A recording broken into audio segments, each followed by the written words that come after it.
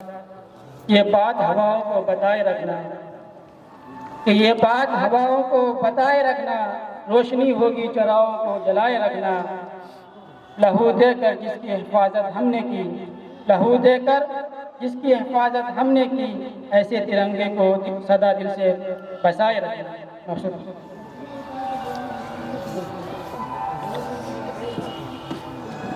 السلام علیکم ورحمۃ اللہ وبرکاتہ۔ الحمد للہ وکفی وسلام عبادہ الذین اصطفی، اما بعد۔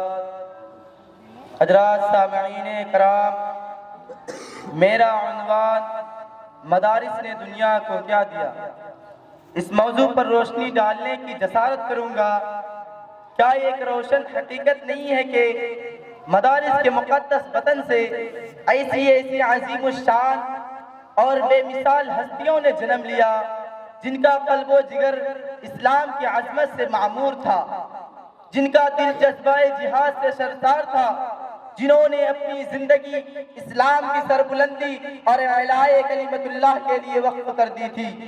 جنہوں نے تاریخ کے ہر نازک موڑ پر امت کی رہنمائی اور دستگیری فرمائی ہے، جنہوں نے ہر دور میں باطل کا مقابلہ کیا ہے، جنہوں نے ہر زمانے میں شیطانی پنجوں کو مڑوڑا ہے۔ محترم حضرات، میں اس مختصر سے وقت میں ایسے عظیم الشان وسیع موضوع پر کس طرح گفتگو کروں، اس کی کن کن خوبیوں کو بیان کروں اور کن کن خصوصیات کو نظر انداز کروں، اس کی علمی سرگرمیوں کا تذکرہ کروں، یا اس کے مجاہدان کارناموں کے روداد سناؤں، اس کے خلوص و وفا کے داستانیں سناؤں، یا اس کی تحریری دفتروں کا سیر کراؤں، یا اس کی تقریری فضاؤں میں پرواز کراؤں، یا اس کے ناقابل فراموش اور لازوال قربانیوں کا تذکرہ کروں۔ سامعین کرام، کیا یہ تاریخی صداقت نہیں ہے کہ مدارس کے مبارک شکم سے ایسی بے نظیر شخصیتوں کا ظہور ہوا، جن کی شجاعت و بہادری کی قسم فاتحین اقوام کھاتے تھے، جن کی ہمت و مردانگی کی قسم سلاطین عالم کھاتے تھے، جن کی عفت و پاک دامنی کی قسم محسون دوشزائے کھاتی تھی۔ میرے محترم بھائیوں، بڑے دکھ اور افسوس کی بات ہے کہ لوگ یہ پوچھتے ہیں کہ بتاؤ مدارس نے دنیا کو کیا دیا۔ میں دنیا والوں سے پوچھنا چاہتا ہوں کہ بتاؤ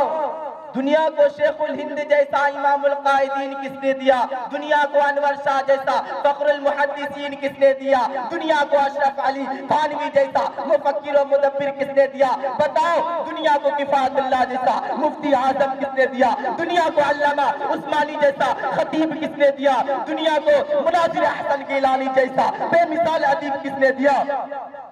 بتاؤ دنیا کو حسین احمد مدنی جیسا پیکر صدق و صفا کس نے دیا، بتاؤ دنیا کو حکیم الاسلام جیسا تصویر خلق اعلیٰ کس نے دیا۔ محترم حضرات،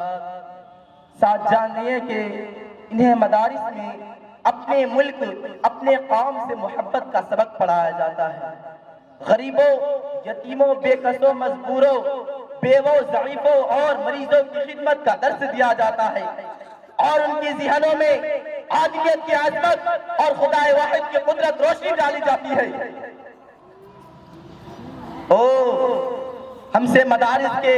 کارنامے اور داستانیں معلوم کرنے والوں،